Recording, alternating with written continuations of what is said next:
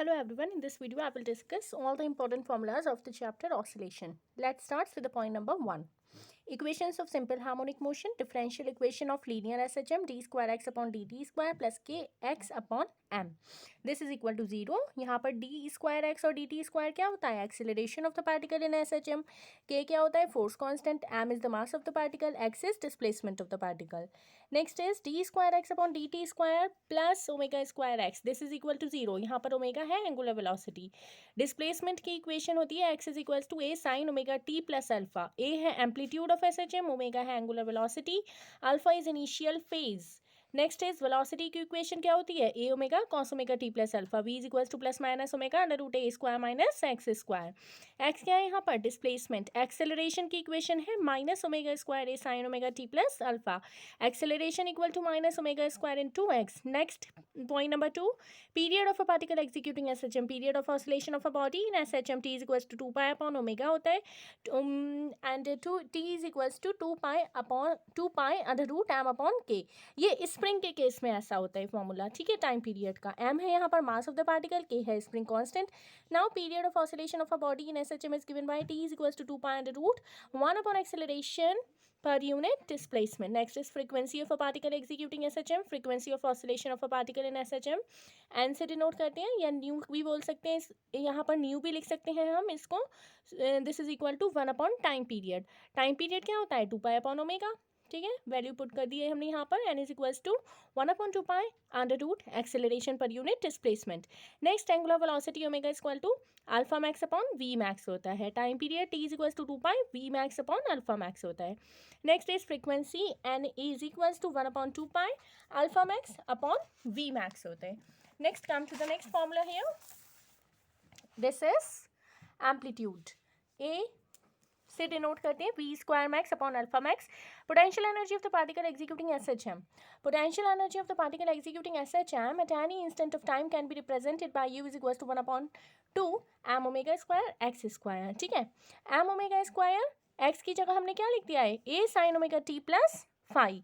तो ये क्या बन गया? M omega square square sine square omega t plus phi and u is equals to 1 upon 2 k x square. Potential energy maximum होती है जब एक्स की वैल्यू ए होती है, that is at the extreme position. U max equal to 1/2 m omega square into a square.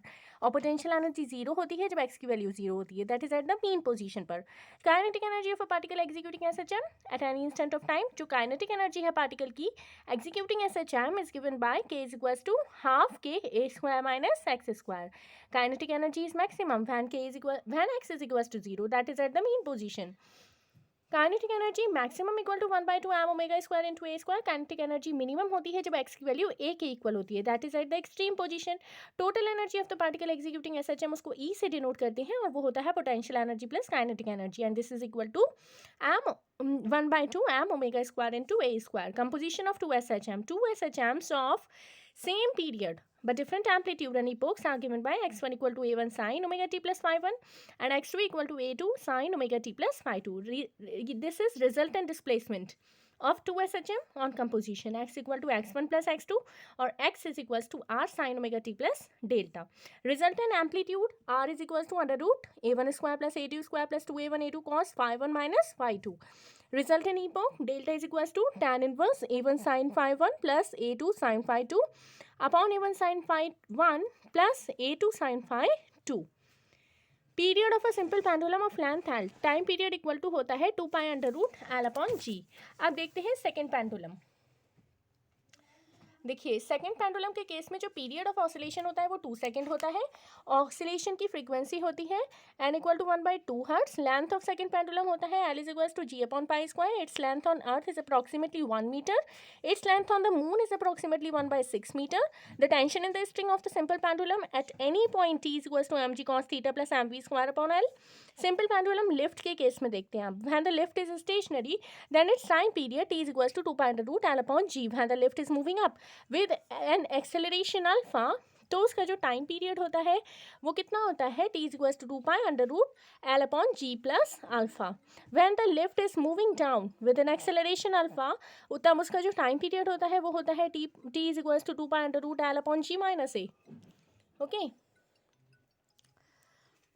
Next when the lift free fall condition में होती है तब उसका जो टाइम पीरियड होता है वो होता है t is equals to 2π√L upon g minus g and this is equals to infinite. Simple pendulum in a cart vehicle when the cart is moving in horizontal direction with an acceleration alpha तब उसका जो time period होता है pendulum का this is equals to t is equals to 2π√L upon √α² plus g square. When the cart is sliding down, नीचे जब slide कर रही है card on inclined plane of angle of inclination theta then its time period of the pendulum t is equals to 2π√L upon g cos theta. Time period of a simple pendulum in a car move time period of a simple pendulum in a car moving on a circular road of radius r with a speed constant speed v. ठीक है, तब जो time period होता है this is equal to t is equals to 2π√L upon g square plus v to the power 4 upon r square की power 1/2 where L क्या है, length of the pendulum. Pendulum in electric field case 1 when the direction of electric field f E and force F is same. तब जो time period होता है simple pendulum का क्या होता है, t is equals to 2π√L upon g plus e q upon m. q क्या है यहाँ पर, charge on bob, e is intensity of electric field. Case 2 when the direction of E and F is opposite and mg is greater than eq then जो time period होता है simple pendulum का उस case में होता है t is equals to 2π√L upon g minus eq upon m. अब देखते हैं torsional pendulum. Time period of a torsional pendulum t is equals to 2π√I upon c. Okay, I है moment of inertia, c is couple per unit twist. Oscillation of a loaded spring time period t is equals to 2π√M upon k होता है, 2π√x upon g भी हो सकता है क्योंकि x k जो है देखिए f जो होता है वो होता है के एक्स के इक्वल. फिर सबसे पहले f जो होता है वो x के डायरेक्टली प्रोपोर्शनल होता है. जब हम प्रोपोर्शनैलिटी का साइन हटाकर इक्वल का साइन लगाते हैं तो एक कांस्टेंट लगाते हैं k, तो f is equals to k x हो जाता है. तो यहाँ से k is equals to f upon x आ जाता है और f की जगह हम mg लिख सकते हैं, तो this is equal to mg upon x. Frequency n या nu equal to 1/2π√k upon m. If a mass m is suspended from a spring of mass m then its जो time period होता है t is equals to 2π√m plus m/3 upon k होता है. A spring of a spring constant K is cut into two parts having length L1 and L2. L1 यहाँ पर greater है, L2 smaller है. A spring constant of the large spring K1 is equals to K L1 plus L2 upon L1. A spring constant of the small spring K2 is equals to K L1 plus L2 upon L2. ठीक है, small spring के case में देखिए L2 नीचे लिखते हैं और large spring के केस में L1 नीचे लिखते हैं. जो चीज़ बड़ी होती है यहाँ पर जिसके बारे में हमें पता करना है वो कहाँ पर लिख रहे हैं, हम वो नीचे लिख रहे हैं. ठीक है, if L1 equal to n L2 then K1 equal to k n plus 1 upon n and K2 equal to k n plus 1. ठीक है, next point, if two springs of spring constant K1 and K2 are connected in series में connected होते हैं, तो series में यहाँ पर जो है हम रिजल्ट जो हमारा रेजिस्टेंस का फॉर्मूला होता है ना सीरीज में R is equals to R1 plus R2 plus Rn तक होता है ना, उसका अपोजिट करते हैं हम. रेजिस्टेंस का जो सीरीज का फॉर्मूला है उसका अपोजिट होता है स्प्रिंग का सीरीज का फॉर्मूला. मीन्स यहाँ पर हम 1/k equal to 1/k1 plus 1/k2 करते हैं या k is equals to K1 K2 upon K1 plus K2 करते हैं. Time period 2π is equals to √M K1 plus K2 upon K1 K2 करते हैं और फ्रीक्वेंसी जो होती है वो इसका टाइम पीरियड का अपोजिट हो जाती है. ठीक है, if two springs of spring constant है K1 K2 आर कनेक्टेड है पैरेलल में, तो पैरेलल में देखिए यहाँ पर फिर से जो रेजिस्टेंस का पैरेलल वाला फॉर्मूला था 1/R is equals to 1/R1 plus 1/R2 up to 1/Rn तक. ठीक है, उसका अपोजिट कर देते हैं. यहाँ पर हम क्या करते हैं, जो हम उसमें सीरीज में करते थे वो हम यहाँ पर पैरेलल में करते हैं. K is equals to K1 plus K2 करते हैं स्प्रिंग कांस्टेंट को. ठीक है, टाइम पीरियड होता है t is equals to 2π upon K1 plus K2 और फ्रीक्वेंसी टाइम पीरियड की अपोजिट होती है. Means 1/2π √K1 plus K2 upon M.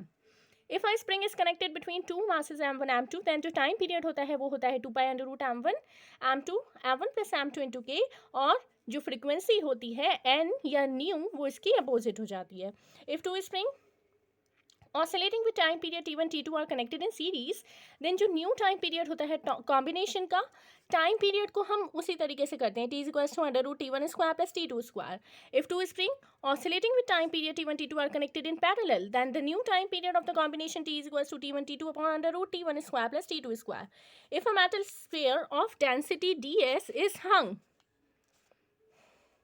As the bomb of a simple pendulum of length L and time period T and the sphere is now immersed in a non-viscous fluid of density dl, ds यहाँ पर greater है, dl जो है वो छोटा है, तो उसका जो न्यू पीरियड ऑफ ऑसिलेशन आता है वो आता है t equals to 2 pi under root I D S upon G D S minus D L. Angular acceleration per unit angular displacement, this is equals to mb upon I. Now come to the next point. यहाँ पर I क्या था पिछले वाले formula में, moment of inertia of the bar magnet, m is magnetic moment of the magnet, b is magnetic induction of the field. Differential equation of angular SHM क्या होती है, d square theta upon D T square plus mu theta upon I equal to 0. यहाँ पर D square theta upon D T square क्या होता है, angular acceleration, mu क्या है, टॉर्क कांस्टेंट, थीटा क्या है, angular displacement. Period of vibration of the bar magnet t equal to 2 pi under root I upon M B, frequency of vibration of the bar magnet, frequency n या mu nu equal to 1/2 pi under root M B upon I. मतलब जो time period है उसका opposite होता ही है frequency. Okay, now we will discuss other remaining important points, concepts, formulas, questions of this chapter in the next video. On this channel we will provide you best content of PCB. If my videos are helpful for you, then please subscribe this channel, Learning Point. Thank you.